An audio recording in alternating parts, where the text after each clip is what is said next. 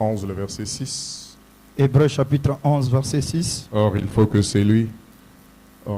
Or, sans la foi, il est impossible de lui être agréable.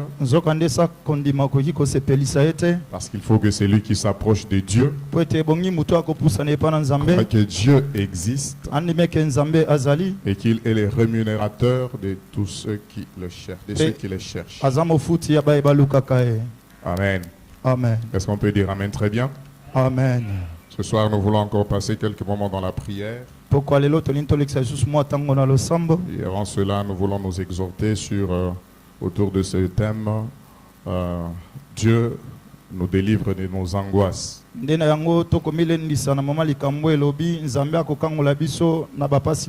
Dieu nous délivre de nos angoisses. Amen. Amen. En tant qu'enfant de Dieu, nous savons que Dieu nous a donné des clés majeures pour que nous puissions nous en sortir dans les situations de la vie. Et parmi ces clés majeures que Dieu a mises à la disposition de son peuple, il y a le fait que Dieu a fait de nous les porteurs de sa parole. C'est-à-dire celui qui porte la parole, c'est quelqu'un qui possède la clé pour que les portes de fer puissent s'ouvrir devant sa vie. Le fait que nous puissions dire que nous sommes porteurs de la parole de Dieu, c'est le fait que nous marchons, nous agissons. Tout ce que nous faisons, c'est parce que Dieu a déjà parlé. Et lorsque Dieu a déjà parlé, cela nous suffit. La parole de Dieu est une sémence qui travaille dans la vie de ceux qui ont la foi. Est-ce que vous êtes là ce soir? Parce que je disais que la parole de Dieu est une sémence qui travaille dans la vie des enfants de Dieu. Quand la parole de Dieu est là, elle travaille en nous pour que les résultats du travail de la parole de Dieu soient palpables dans ta vie. Et le miracle de la création c'est produit par la parole de Dieu. Et tout miracle que tu recherches dans ta vie, c'est produit aussi par la parole de Dieu. Toi qui t'attends au miracle, toi qui t'attends à la délivrance, toi qui t'attends à la guérison, sache que ce qui travaille pour produire cela, c'est la parole de Dieu. Voilà pourquoi il est impossible à un homme de recevoir le miracle sans d'abord recevoir la parole de Dieu. Alors ce soir, comme vous recevez la parole de Dieu, qu'elle travaille en vous et qu'elle produise les miracles.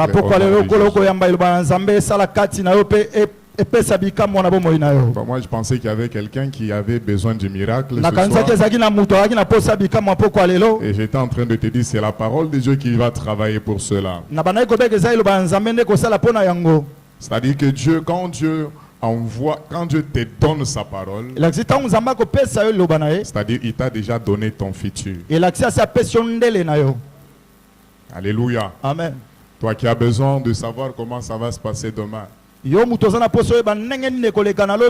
te donne sa parole. Et la parole que Dieu te donne aujourd'hui, c'est ton futur que Dieu t'a déjà donné. Voilà pourquoi les enfants de Dieu, ils ne marchent pas parce qu'ils ont compris. Mais ils marchent parce que Dieu a parlé. Ils n'agissent pas parce qu'ils ont compris. Mais ils agissent parce que Dieu a parlé. Et parce que Dieu a parlé, nous sommes porteurs de sa parole. Et nous agissons. Amen. Amen. Papa Daniel a donné un bon passage ici hier. Il a pris même cela comme soubassement pour que vous pouvez nous rappeler cela, Papa Daniel?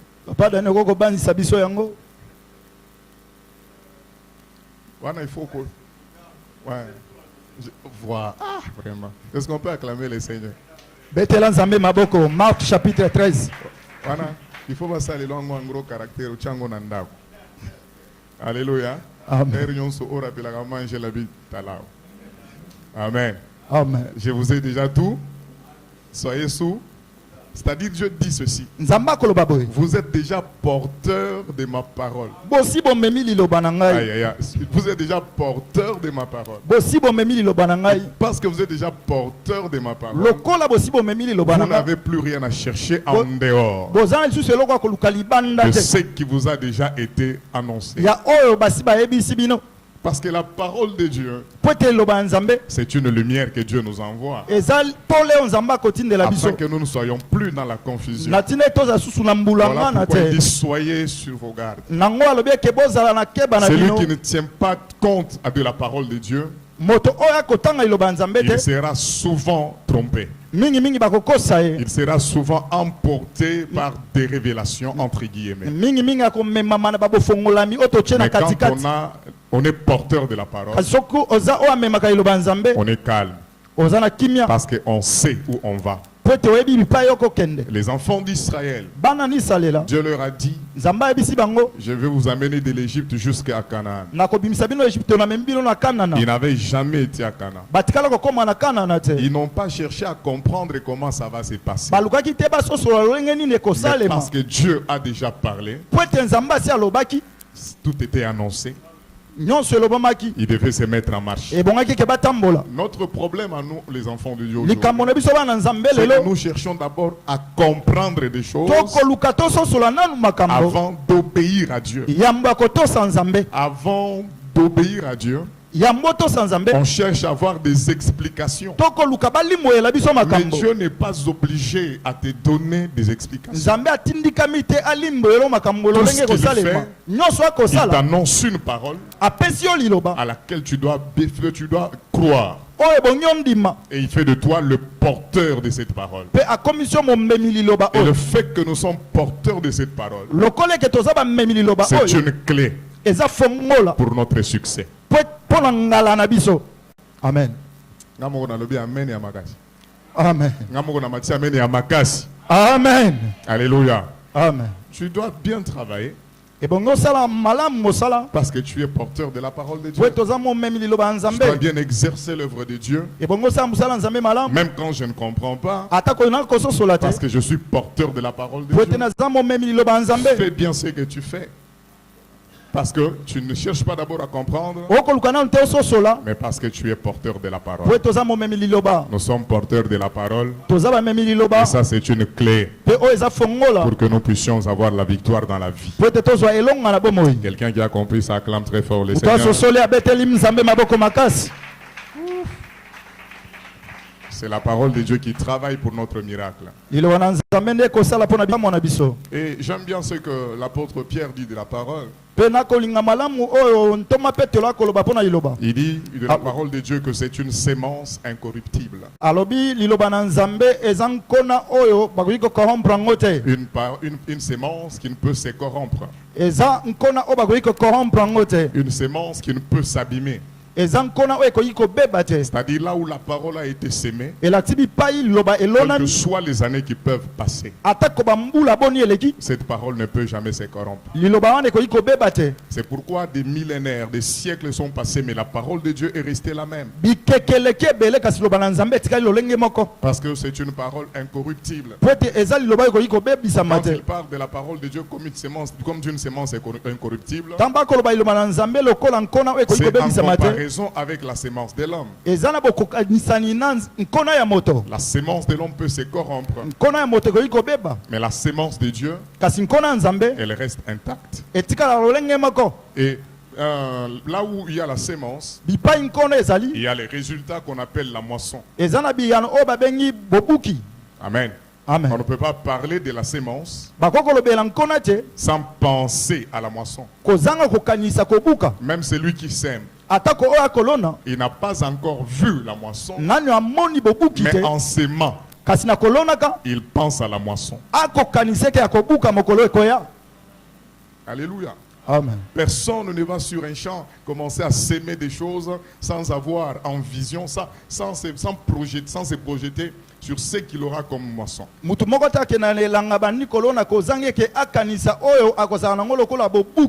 la moisson, c'est le résultat de la sémence. Et souvent quand on a la sémence entre les mains, la sémence peut paraître insignifiante, sans forme. Mais les résultats qui sont de la moisson sont souvent extraordinaires. Cela veut dire même la parole de Dieu que nous recevons chaque jour, elle peut paraître insignifiante. Nous pouvons la négliger, la mépriser. Mais les résultats de cette parole, ils sont extraordinaires. Alléluia. Amen. Souvent quand on écoute la parole, on peut la mépriser. On peut souvent dire, ah, les prédicateurs aujourd'hui vraiment, il n'était pas à la hauteur. Le problème ce n'est pas sa hauteur. Le problème c'est ta foi. Alléluia. Amen. Le problème ce n'est pas la hauteur du prédicateur. Mais le problème c'est ta foi. Souvent les gens ont été guéris. Les gens ont vécu des miracles sans que le Seigneur ait fait de longs discours. Écoute la prédication. Écoute la prédication. Va te laver au réservoir de Siloé. Et puis c'est tout. C'est une prédication. Et celui qui a entendu ça, il n'était pas seul. Il y avait beaucoup de personnes. Ils ont entendu la même parole. Il y en a qui ont dit, mais qu'est-ce que ça signifie ça? Parce que Siloé, on a ça chaque jour. Mais celui qui est venu avec un besoin devant le Seigneur, il met en œuvre sa foi dans la petite parole qu'il a entendue, et il a eu son miracle. Je te dis ce soir, ne sois pas un scribe à l'église, ne sois pas un pharisien, sois un enfant de Dieu, ayant seulement la foi et sachant que comme je suis aujourd'hui dans ces cultes, ce n'est pas un hasard. Dieu connaît mes besoins, Dieu connaît les pensées de mon cœur, et ce soir il m'envoie la parole afin que je puisse la recevoir comme une sémence pour mon miracle.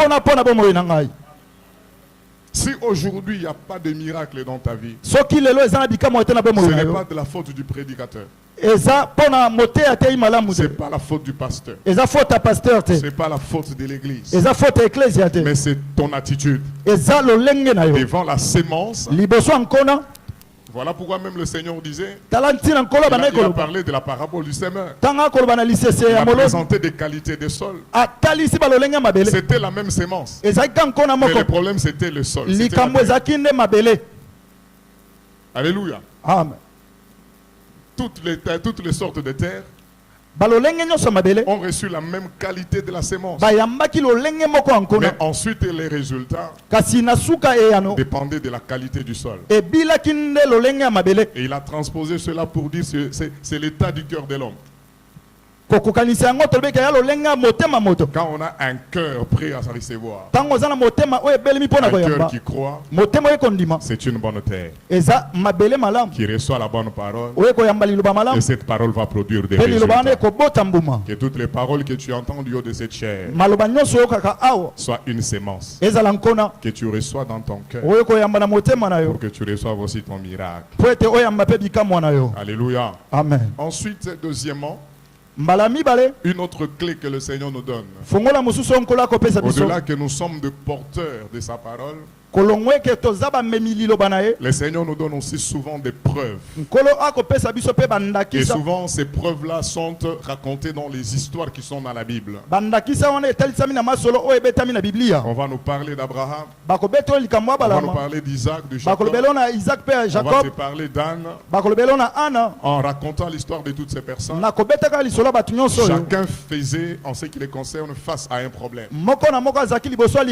On raconte ce qui leur arrivait. C'était difficile, c'était pénible. Mais aussi on parle de leur foi au Seigneur et des résultats que cela a eu dans leur vie. Pour te dire que autant Dieu a agi avec eux en leur temps, parce qu'ils avaient confiance en Dieu, parce que Dieu est le même hier, aujourd'hui et éternellement. Si toi aujourd'hui en ce temps tu as la foi, tu auras aussi le même résultat. Alléluia. Amen. Voilà pourquoi on peut venir à l'église et puis on ouvre le livre de 1 roi chapitre autant. Et tout ce qui est raconté là, ce sont les histoires. Mais ces histoires-là nous servent de preuve à la fidélité de Dieu et de ce qui arrive dans la vie de celui qui croit. La Bible veut te dire que ce que tu es en train de lire, ce que nous sommes en train d'écouter concernant les gens qui sont déjà morts, ce sont des preuves que Dieu peut agir là où il y a la foi. Amen. Je ne vous sens pas. Je disais ce sont des preuves. Ce sont des preuves. Je disais ce sont des preuves de la fidélité de Dieu et de ce que Dieu peut faire dans la vie de celui qui croit. Parce que la Bible dit Christ est le même hier, aujourd'hui, éternellement. Alléluia. Amen. Alors pourquoi on dit quelque part il a établi un témoignage en Jacob. Il établit ce témoignage pourquoi? Pour que les gens qui viendront après, ils apprennent à faire confiance en l'Éternel. Alléluia. Amen. Quand on entend parler de Jacob, on entend parler de David, on entend parler de Joseph, ça nous pousse à avoir confiance. Autant il a agi, autant il fera encore avec nous. Parce que nous sommes dans une soirée de prière. C'est la base de mon message ce soir. Parce qu'il a agi hier, il agit encore aujourd'hui. Amen. Le problème c'est ta foi. L'autre clé, c'est de savoir que Dieu est un Dieu qui agit toujours par principe. Tout ce que tu veux que Dieu fasse, Dieu a déjà tracé des couloirs dans lesquels nous devons venir et entrer dans ces couloirs-là afin de pouvoir bénéficier du miracle du Seigneur. Alléluia. Amen. Et comme je disais ce soir, notre thème, Dieu nous délivre de nos angoisses. Amen. Amen. Les angoisses, ça ressemble à un sentiment de peur. C'est souvent ce qu'on appelle aussi inquiétude, mais l'angoisse, c'est une inquiétude à un niveau plus élevé. Mais parce que quand il y a les inquiétudes, on ne peut pas. Deux fois, il y a quelqu'un peut être inquiet, mais il ne panique pas. Mais quand il y a ce niveau-là d'inquiétude qu'on appelle angoisse, cela d'abord provient du fait qu'on se met à réfléchir sur son existence. Et nous réfléchissons souvent sur notre existence par rapport aux réalités qui se présentent devant nous. Nous nous mettons à réfléchir sur notre existence quand il y a des choses qui ne nous rassurent pas quant au lendemain.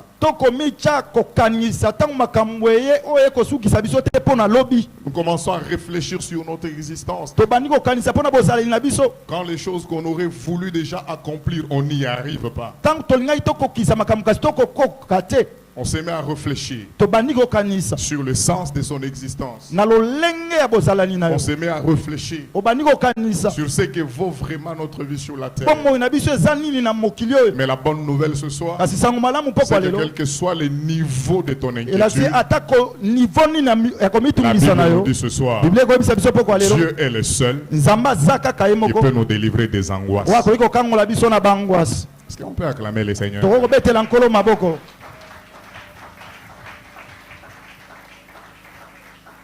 Alléluia. Amen. On a cette crainte au fond de nous parce que on ressent un danger. On s'est dit à nous-mêmes que ça ne va pas aller. Et on est dans l'angoisse. Et le passage de Psaume 107 qu'on a lu nous présente des personnes qui étaient dans l'angoisse. On parle de 4 types de personnes qui se sont retrouvés dans une angoisse et ils ont commencé à réfléchir sur leur existence. Au verset 4, le premier type de ces personnes, la Bible dit ce sont les gens qui erraient dans le désert. Amen. Amen. Ils ne marchaient pas dans le désert, mais ils étaient dans l'errance. Pourquoi la Bible parle de l'errance? Parce que le désert a une caractéristique. Dans le désert, il n'y a pas de chemin tracé. Dans le désert, il n'y a pas de sentier battu. Qui te donne l'assurance que quelqu'un était déjà passé par ici. Donc si ou moi aussi je passe par là, je veux arriver quelque part. Le désert, c'est un endroit où on se sent perdu. Dieu soit loué. On nous en a tellement parlé la semaine passée. Dieu soit loué. On en a aussi parlé hier. Alléluia. Amen. Et quand la Bible évoque le désert, en prenant souvent l'exemple du peuple d'Israël, mais le désert que nous devons comprendre, ce n'est pas seulement le désert physique, mais c'est souvent un désert soit spirituel, soit un désert émotionnel. Et nous devons comprendre que Dieu ne permet jamais que tu passes par le désert par hasard. Le désert, c'est un lieu de solitude où tu te sens seul. Cette situation où tu te sens seul. Cette situation dont tu ne peux parler à personne d'autre. Parce que tu sais que même si tu lui en parlais, il n'a pas de solution à donner à cela. C'est un désert pour ta vie. La situation que tu affrontes tout seul, il y a personne qui peut t'aider à affronter la situation. C'est un désert pour toi. C'est un lieu où l'on expérimente l'amertume. On expérimente la peine, la douleur. Mais Dieu ne permet jamais cela pour rien. Quand Dieu permet le désert, c'est parce qu'il veut nous préparer à un futur succès. Quand Dieu te fait passer par le désert, c'est parce qu'il est en train de te préparer pour une prochaine terre promise. Quand Dieu permet que tu passes par le désert, c'est parce que Dieu veut t'enseigner à apprécier la bénédiction de l'Éternel. Voilà pourquoi j'ai dit que pour tout vrai enfant de Dieu, tu ne connaîtras jamais le succès si tu n'es pas encore passé par le désert. Tu ne connaîtras jamais la gloire si tu n'as pas connu auparavant le désert. Parce que le désert a pour rôle de te permettre de connaître, à apprécier les bénédictions de Dieu. Celui qui n'a pas connu le désert ne saura pas non plus comment apprécier ce que Dieu fait. Il ne saura pas connaître la valeur de ce que Dieu donne. Il n'y a que Anne pour connaître la valeur et apprécier la bénédiction des enfants dans sa vie. Pénina qui n'est pas passée par ce désert, pour elle c'était normal. Avoir des enfants c'est normal. Mais Anne qui a connu le désert de la stérilité, elle sait apprécier la bénédiction de l'Éternel. Elle peut dire à Dieu, si tu me le donnes, moi aussi je te le donne.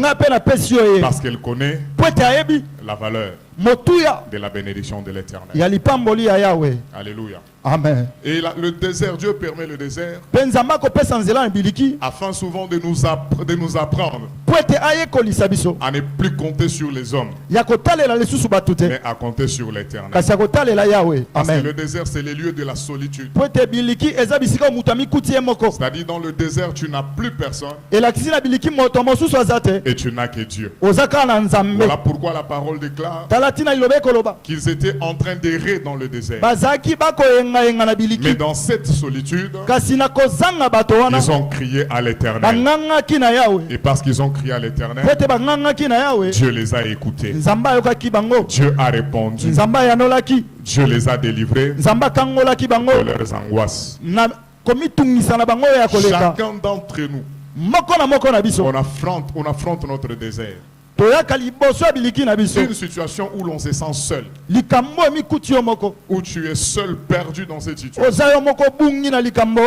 Tu ne peux crier qu'à l'Éternel. Parce que pour celui qui est perdu, il est perdu quelque part, il n'a pas besoin de l'argent. Quelqu'un qui est dans le désert n'a pas besoin de l'argent. Quelqu'un qui est dans le désert, il n'a pas besoin d'un travail. Il n'a besoin que d'une seule chose, c'est de retrouver d'abord le chemin. Et le chemin dont nous allons retrouver ce soir, c'est Jésus-Christ de Nazareth. C'est-à-dire quand tu es perdu dans une situation, cherche le chemin. Et le chemin, c'est Jésus-Christ. Alléluia. Amen. On raconte souvent cette histoire qu'il y a un homme très riche et un pauvre. Un homme très riche et l'autre très pauvre. Mais tous deux se sont perdus dans le désert. Alléluia. Amen. Mais dans le désert, ça fait que le besoin n'est pas le même. Alléluia. Amen. Ils ont soif. Et l'homme riche, il est riche, mais dans le désert, l'argent ne sert à rien. La seule chose dont il a besoin, c'est d'un peu d'eau pour boire. Et le pauvre qui était à côté, lui, il avait une toute petite bouteille d'eau. Et quand on est dans le désert, on reconnaît la valeur des choses. Je dis à quelqu'un ce soir, le désert par lequel tu passes, ce n'est pas parce que Dieu ne t'aime pas. Dieu t'aime tellement. Il veut t'apprendre la valeur des choses. Et quand on est dans le désert, on connaît la juste valeur des choses. Comme nous ne sommes pas dans le désert, on peut...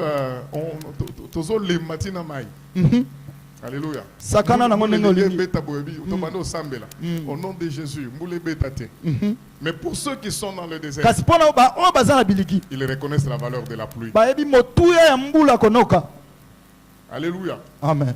Quand tu as un travail que tu n'as pas eu par beaucoup de sacrifices, c'est normal que tu penses que même si je le perdais, j'ai un diplôme, je pourrais avoir un autre. Mais demandez à celui qui a fini les études il y a 25 ans. Et le seul travail qu'il a eu à faire, c'est les tout travaux. Il se débrouille dans la vie. Il n'a jamais goûté au bonheur de travailler. Le jour où il a un petit travail et qu'on puisse le payer par mois, il connaît la valeur de cette histoire. Alléluia. C'est pourquoi le Seigneur permettra souvent que tu puisses passer par le désert pour que tu apprennes la vraie valeur des choses. Le riche, pour qui il n'y a que l'argent qui compte, il apprend à redéfinir les choses. Quand il était dans les moments difficiles dans le désert, il voit le pauvre avec une petite bouteille d'eau. C'est-à-dire dans le désert, c'est le pauvre maintenant qui est riche et le riche est pauvre. Amen. Amen. Amen. Amen. Et il demande au pauvre, est-ce que tu peux me donner ne fût-ce qu'une goutte d'eau? Parce que ma gorge là, ça sèche. Le pauvre lui dit non. Le chemin est encore long. Je garde l'eau pour moi. Le riche lui dit, comme ça, je vais acheter ton eau là. Le pauvre lui dit, dans le désert ici, tu vas acheter à combien? Le riche lui dit, une goutte d'eau pour 25 000 dollars. Mais tu me donnes une goutte d'eau, tu as 25 000. Deux gouttes, 50 000. Quatre gouttes, tu as 200 000 dollars. Alléluia. Amen. En fait, c'est la même eau qu'on peut donner gratuitement aux gens, mais parce que ça change d'endroit, la valeur augmente. Alléluia. Amen. Le Seigneur permettra le désert dans ta vie afin de t'apprendre la valeur des choses. Amen. Et de t'apprendre à dépendre de lui. Quelle est la situation qui te semble être un désert? Je dis quelle est cette situation qui te semble être un désert? Dieu le permet parce qu'il t'aime et parce qu'il te prépare à quelque chose de grand. Bon, celui qui a compris est béni. Mais la durée qu'on peut mettre dans le désert ne dépend pas souvent de Dieu. Elle dépend de nous-mêmes. Le temps que tu mets dans ton problème n'est pas défini par Dieu. Mais ce temps-là dépend de nous, de notre façon à réagir face à ce qui nous arrive. Bon, je suis en train de te dire quelque chose de très important. Le temps que tu mets dans ton désert ne dépend pas de Dieu, mais ça dépend de toi. Ça dépend de comment tu réagis quand tu es dans ton désert. Ils sont dans le désert. Dieu est capable de les sortir de là. Mais ils doivent comprendre une chose. Ils doivent chercher Dieu. Ils doivent crier à l'Éternel. S'ils ne crient pas, Dieu est capable de le faire. Mais Dieu attend. Il y a beaucoup de personnes qui prolongent la durée de leur désert. Parce que quand les difficultés arrivent, au lieu que cela t'amène à chercher encore beaucoup plus l'Éternel, nous nous décourageons et nous sombrons dans les inquiétudes. Et c'est parce que souvent nous pensons que quand nous nous inquiétons, Dieu au ciel est impressionné par ça. Non, Dieu attend jusqu'au jour où Au lieu d'avoir le doute, tu commences à avoir la foi que même si je suis dans le désert, mais il y a un Dieu qui existe et qui est capable de me sortir de d'ici. Et quand tu prends cette conscience, la parole de Dieu déclare, il faut que ceux qui s'approchent de Dieu croient que Dieu existe. Et s'ils savent que Dieu existe, jusque-là, même quand tu sais que Dieu existe, Dieu ne fait rien. Mais que tu puisses le chercher. Amen. Et la Bible continue en disant, il est le rémunérateur, pas de ceux qui croient que Dieu existe, parce que même les démons croient que Dieu existe. Même le sorcier de ta famille, il sait que Dieu existe. Mais la seule chose, il ne cherche pas l'Éternel. C'est-à-dire la durée de ton problème dépend de toi. C'est-à-dire même ce soir, tu peux te décider pour que ton désert s'arrête. Bon, moi je pensais parler à quelqu'un vraiment. Je dis, tu peux te décider ce soir pour que ton désert s'arrête. Je disais, tu peux te décider ce soir pour que ces problèmes-là prennent fin. Tu peux te décider ce soir pour que tu sortes de ces gouffres-là. Tu peux te décider. C'est décider, c'est croire qu'il y a un Dieu qui existe et puis le chercher. Amen. Cela veut dire celui qui est dans le désert n'a pas besoin d'autre chose. Il a besoin de Dieu. Dans ton problème, tu n'as besoin d'autre chose. Tu as seulement besoin de Dieu. Parce que la parole déclare que Dieu rémunère. Mais il rémunère qui?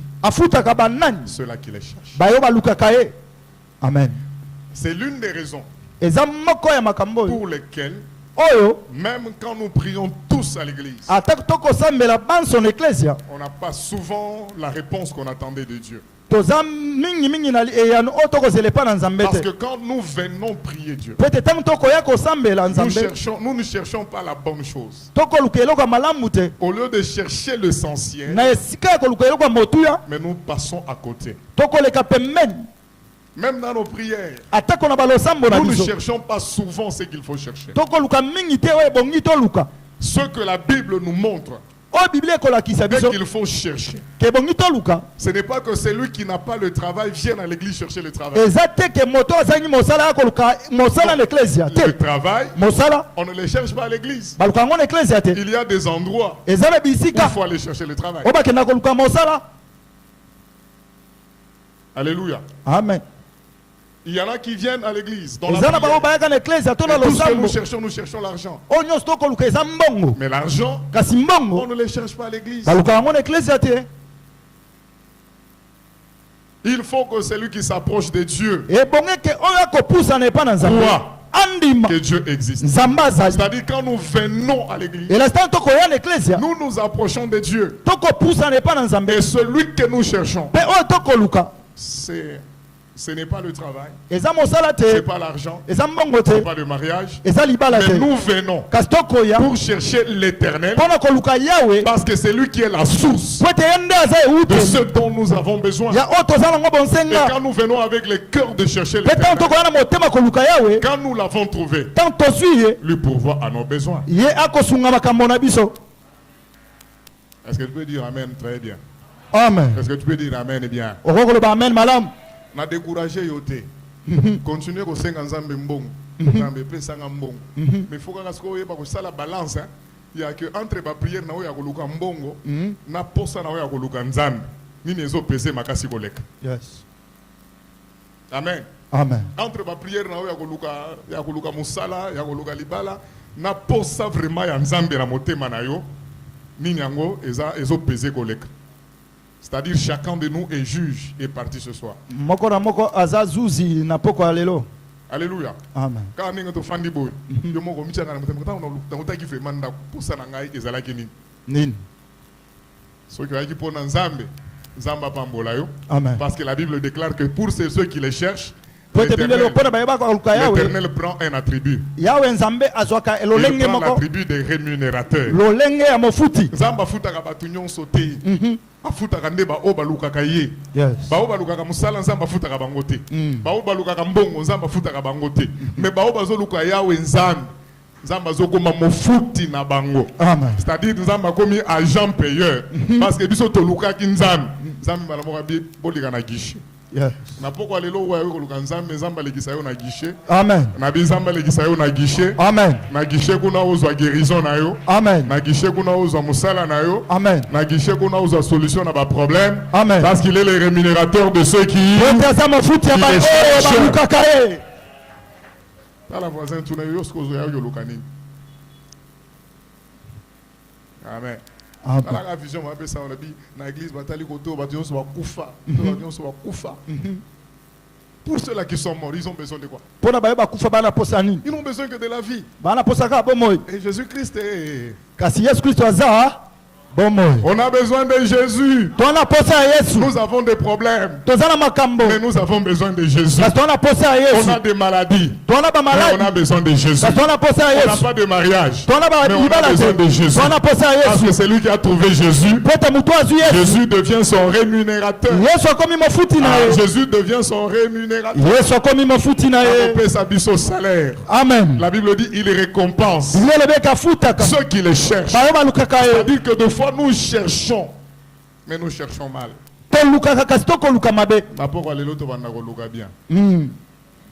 Le deuxième type de personnes, le verset 10, la Bible dit ceux qui avaient pour demeure les ténèbres et l'ombre de la mort, qui vivaient captifs de la misère. Alléluia. Amen. C'est-à-dire, mais au verset 11, on nous donne la cause. Il fait qu'ils soient sous la domination des ténèbres. C'est parce qu'ils se sont révoltés contre les paroles de l'Éternel. Tout celui qui désobéit à la parole de Dieu permet aux ténèbres de régner sur sa vie. Alléluia. Amen. Chaque fois qu'on se révolte aux ordres de Dieu, nous permettons au diable de faire régner les ténèbres sur nos vies. Et quand on est dans les ténèbres, on cherchera, mais on ne trouvera pas. Parce qu'on ne peut pas voir. Alléluia. Amen. Parce que la vue te permet de trouver ce que tu cherches. Et la Bible dit qu'ils ont pour demeure les ténèbres et l'ombre de la mort. On nous avait dit ici que l'ombre de la mort ce n'est pas la mort. C'est une condition où tu es placé, vivant mais attendant la mort. Le diable te fait de toi un captif de la misère. Il te fait souffrir. Tu souffres en attendant la mort. C'est-à-dire il est possible que nous soyons heureux sur la terre sans attendre la mort, mais en attendant le retour de Christ. Que Dieu soit loué. Alléluia. Amen. Et quand on est dans les ténèbres, on va tâtonner en cherchant des choses. Et souvent les choses qu'on cherche ne sont pas loin de nous. Elles sont si proches. Mais parce que nous ne sommes pas éclairés, nous partons des années, année après année. On ne trouve pas pourquoi. Parce qu'on n'a pas encore permis à la lumière d'entrer dans notre vie pour que nous soyons éclairés et que nous puissions voir. Quand je parle de ça, il y a Agar qui dit Amen. Genèse chapitre 21. Elle s'est retrouvée dans le désert. Mais c'était un moment de ténèbres pour elle. Elle avait besoin de l'eau. Elle ne trouvait pas de l'eau. Elle a vu son fils qui agonisait parce qu'il manquait cruellement de l'eau. Et la seule chose qu'Agar attendait, c'était la mort d'Ismaël. C'est-à-dire, dans les ténèbres, Ismaël était à l'ombre de la mort. Et Agar attendait que sa mort.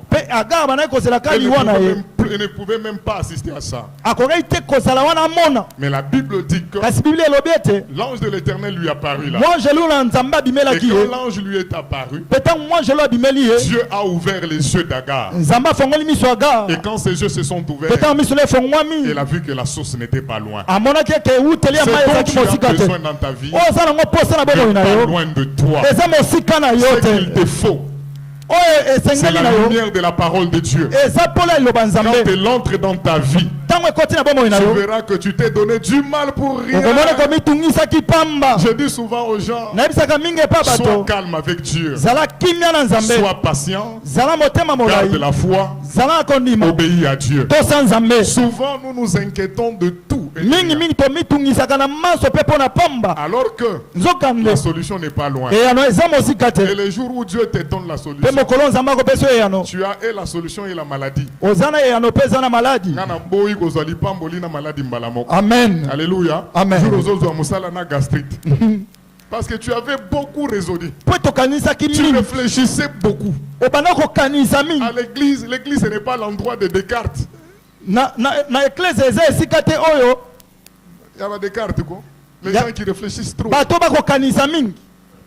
Alléluia. L'église, c'est la place de ceux qui ont la foi. Et la foi n'attend pas de voir. La foi n'est pas dans la logique des hommes. La foi, c'est une folie. Même si je ne vois rien, mais parce que je suis porteur de la parole de Dieu, la parole me donne la lumière suffisante. Et je sais que demain ça ira. Je viens dire à quelqu'un ce soir, demain ça ira. Je dis demain ça ira. Même si aujourd'hui c'est difficile, demain ça ira. Ça ira pourquoi? Parce que je te vois avec l'argent. Non, parce qu'on t'a promis un poste. On a remanié le gouvernement. Toi, tu n'es pas dedans, non? Moi, je sais que ça ira. C'est pas parce qu'on a remanié le gouvernement. Mais je sais que ça ira. Parce que l'Éternel a fait de nous des porteurs de sa parole. Et la parole de Dieu qui est dans notre vie, c'est la lumière qui nous éclaire. Afin que nous puissions voir que demain ça ira. Je dis à quelqu'un, demain ça ira. Amen. Agar a vu que ça n'était pas loin. Le travail que tu cherches n'est pas loin. La promotion que tu cherches n'est pas loin. La guérison que tu cherches n'est pas loin. Mais c'est souvent parce que nous nous trompons dans notre manière de chercher. Dieu te dit ce soir, ne cherche pas toutes ces choses. Cherche-moi. Et quand tu m'auras trouvé, moi je serai ton rémunérateur. Est-ce que je parle à quelqu'un ce soir? Il te dit cherche-moi. Et quand tu m'auras trouvé, je te donnerai ce que ton cœur dit. La parole de Dieu dit, fais de l'Éternel la joie de ton cœur. L'Éternel est la joie de ton cœur. Tu vas le rechercher. Et après, il te donnera ce que ton cœur désire. Mais seulement la parole nous met en garde. Pour dire que ce qui fait que ta vie soit dans les ténèbres, c'est le fait que tu te révoltes à la parole de Dieu. C'est le fait que tu méprises les conseils de Dieu. Quand quelqu'un méprise le conseil de Dieu, il se révolte. Quelqu'un qui entre dans les ténèbres. Voilà pourquoi je comprends l'obéissance du Seigneur Jésus-Christ. Quand il est sorti de la prière des 40 jours, 40 nuits, au lieu de voir directement les anges, il voit le diable. Et le diable, quand il arrive, il fait des propositions. Toutes les propositions que le diable te fera, c'est par rapport à tes besoins. Parce que le diable sait que là, il a faim. Il dit maintenant, si réellement tu es enfant de Dieu, change ces pierres en pain et mange. Tu n'as pas besoin de prouver aux gens que tu es enfant de Dieu. En faisant tout ce qui est bon, mais qui n'est pas dans la volonté de Dieu. Il y a des choses qui sont bonnes, mais qui ne sont pas dans la volonté de Dieu. Alléluia. Amen. Transformer la pierre en pain, ce n'est pas un péché. Alléluia. Amen. Et Jésus était capable de transformer la pierre en pain. Et ça n'aurait pas été une mauvaise chose. Mais même si c'est une bonne chose, Jésus refuse de transformer la pierre en pain. Parce qu'il sait que même en faisant la bonne chose, je le fais mais en obéissant au diable. Il y a des choses bien que tu fais, mais en obéissant au diable. Et tout ce qu'on fait, même de bien, mais en obéissant au diable, devant le Seigneur, c'est un péché. Voilà pourquoi souvent je dis, le mal n'est pas dans ce que tu fais, mais le mal, c'est dans la motivation de ce que tu as fait. Quel est l'esprit qui te motive? La parole de Dieu dit, ils étaient dans les ténèbres, mais ils ont crié à l'Éternel. Et la parole, l'Éternel les a délivrés de leurs angoisses. C'est comme Agar au verset de Genèse chapitre 16. Elle errait encore dans le désert parce qu'elle fouillait Sarah. L'ange de l'Éternel lui apparut et il lui a dit, soumets-toi à ta maîtresse, ne te révolte pas à ses ordres, obéis à ce qu'elle te dira, et l'obéissance te conduira à la bénédiction. Comme tu es enceinte, ce soir comme tu es venu là, tu es enceinte. Et la grossesse que tu as, c'est la grossesse de la foi.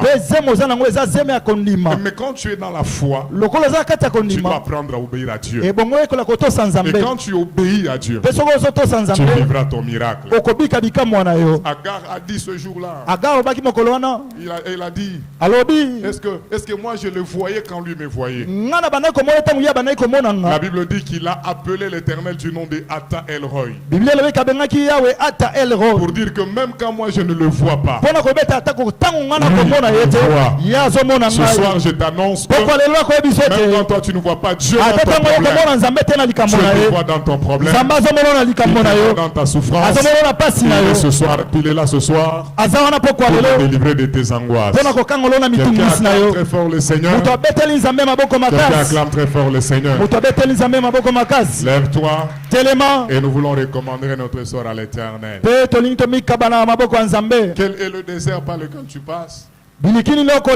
Quelles sont les ténèbres dans lesquelles tu te trouves? Où tu vois que tu es en train de tâtonner dans la vie. Ce problème qui ressemble à une montagne. Le Seigneur a dit, cherche-moi et je serai ton rémunérateur. Cette situation qui ressemble à une montagne, le Seigneur te dit, cherche-moi et moi je serai ton rémunérateur. Cette maladie qui a trop duré, le Seigneur te dit, cherche-moi et je serai ton rémunérateur. Il y a ce bout de chant qui dit, cette montagne se déplacera, cette montagne se déplacera, cette montagne se déplacera. Par mon esprit, dit le Seigneur. On peut monter d'une gamme. Cette montagne se déplacera. Pas par ton intelligence, pas par notre force, mais par l'Esprit de l'Éternel. Par la foi que nous avons ce soir, Dieu te délivre de tes angoisses. Par la foi que tu as ce soir, cette montagne va se déplacer.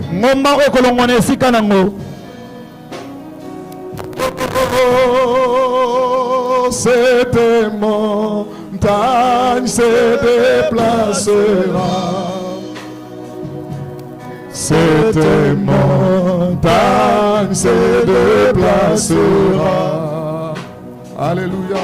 Cette montagne se déplacera. Par mon esprit, dit le cette montagne se déplacera. Cette montagne se déplacera. Alléluia. Cette montagne se déplacera. Par mon esprit. Par mon esprit, dit laissez une dernière fois cette montagne. Cette montagne se déplacera. Allez, cette montagne se déplacera. Cette montagne se déplacera. Par mon esprit, dit l'Éternel. Par mon esprit, dit le Seigneur. Je ne sais pas la situation qui constitue une montagne devant ta vie ce soir. La situation qui est pour toi un désert. Des choses dont tu ne peux pas parler aux autres. Tu te sens seul dans cette condition. Cette situation qui ressemble aux ténèbres qui environnent ta vie. Tu es en train de tâtonner, tu cherches la solution, tu cherches le chemin. Tu n'en trouves pas. Ce soir, il y a quelqu'un à côté de toi. Jésus est près de toi. Il a dit celui qui le cherchera, lui sera son rémunérateur. Je veux que nous puissions invoquer Jésus ce soir. Dans le désert où tu écris à l'Éternel. Dans les ténèbres où tu écris à l'Éternel. Dis-toi qu'il faut que Dieu entende mon cri ce soir. Au milieu de cette foule, que Dieu entende ton cri à toi. Et qu'il vienne dans ton désert te délivrer. Qu'il vienne dans tes ténèbres te délivrer. Élevons la voix, nous prions. Avec foi dans le cœur. Avec foi dans ton cœur, tu pries. Avec foi dans ton cœur, tu les cherches. Avec foi dans ton cœur, tu cries à l'Éternel. Que cette montagne se déplace ce soir. Que cette montagne de problèmes se déplace ce soir. Que cette montagne de maladie se déplace. Que cette montagne de la mort se déplace. Que ce désert soit changé en envergure. Que tes ténèbres soient changées en lumière. Dans leur détresse, ils ont crié à l'Éternel.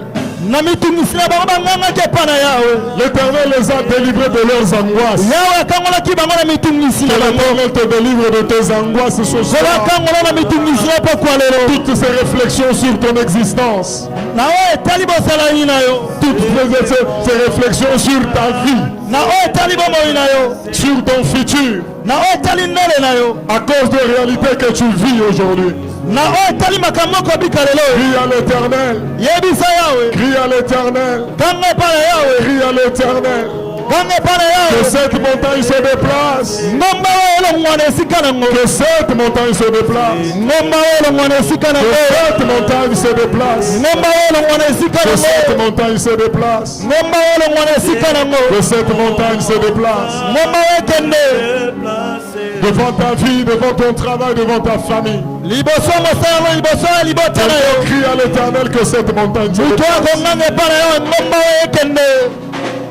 Cette montagne se déplacera.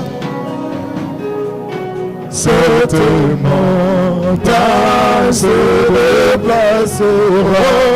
Cette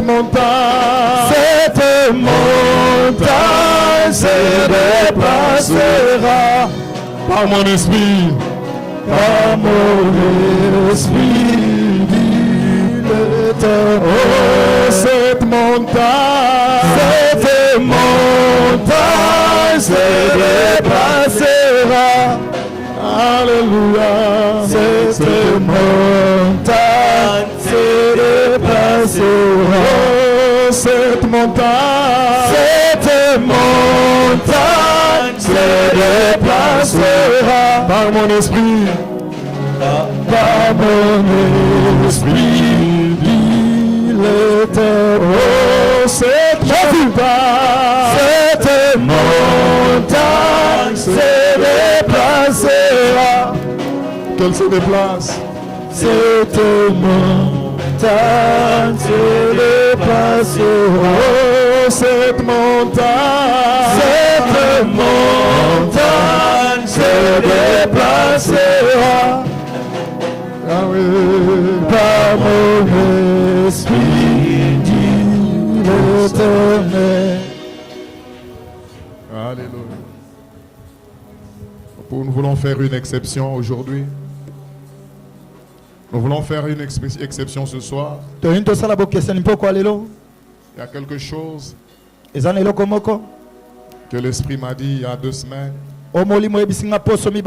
C'est que l'Église devrait beaucoup prier contre l'esprit des morts dans la jeunesse. L'esprit des morts s'est tellement levé contre les jeunes gens. Et l'Église doit prier contre ça. Nous voulons que ce soir, par le pouvoir que Dieu a accordé à son Église, tout programme des morts contre les jeunes, que ce soit dans l'Église, que ce soit dans nos familles, que la main du Seigneur les épargne. Que la main du Seigneur nous épargne. Que la main du Seigneur épargne nos familles. Prenons tellement cela au sérieux. Même si vous n'êtes plus jeune, mais vous avez des jeunes à côté de vous. Ce que nous savons faire, c'est prier contre tout ce que le diable arrête comme programme. Et nous prions que le Seigneur épargne l'Église, épargne nos familles, épargne nos frères, épargne nos sœurs, épargne nos enfants. Nous levons la voix et nous prions. Au nom de Jésus-Christ. Au nom de Jésus. Que la main de l'Éternel nous les épargne. Que la main de l'Éternel protège. Que toute montagne de la mort soit déplacée au nom de Jésus. Que toute montagne de mort se déplace au nom de Jésus. Même quand cela se fera, que cela ne touche pas l'Église. Que cela ne touche pas nos familles. Que cela ne touche pas nos jeunes gens. Que le Seigneur préserve au nom de Jésus. Que le Seigneur préserve au nom de Jésus. Que le Seigneur préserve au nom de Jésus. Que nos jeunes soient sous la couverture de la main de l'Éternel. Que nos jeunes soient sous la couverture du sang de Jésus. Que nos jeunes soient sous la couverture du sang de Jésus. Oh, cette montagne se déplacera par mon esprit. par mon esprit, dis-le tellement cette montagne.